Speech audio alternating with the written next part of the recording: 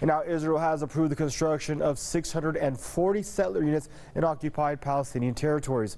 Israeli media said settler units will be built in the West Bank city of Palestine al Quds. Israel was scheduled to implement the plan in 2010 before being rejected by the U.S. administration.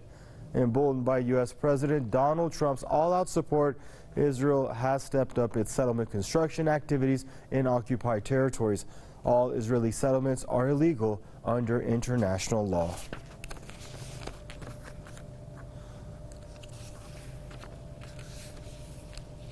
And now we're joined by Mr. Max Egan, radio talk show host and political commentator, joining us out of Brisbane, Australia. Hello, Mr. Egan. Thanks for joining us back on the program, sir.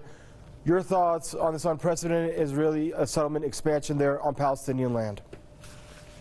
Well, this is part of Israel's ongoing ethnic cleansing program. It's what they've been doing to the Palestinian people, and it's a twofold thing. I mean, they get to expel the Palestinian people.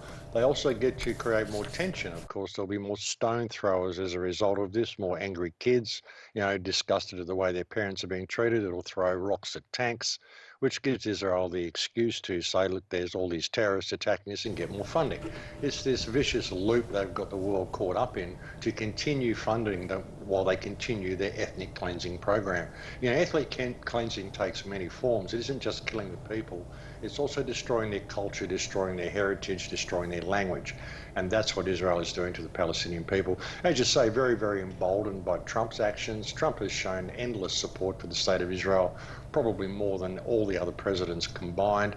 And they're very, very emboldened by this. And so they're just pushing forward while they can, while Trump's in the big chair.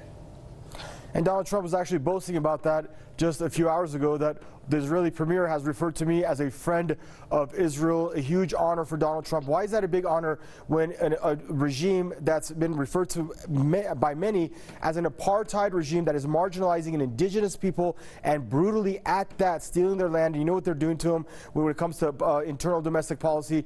Why is that a matter of pride for a sitting U.S. president to support a regime like that?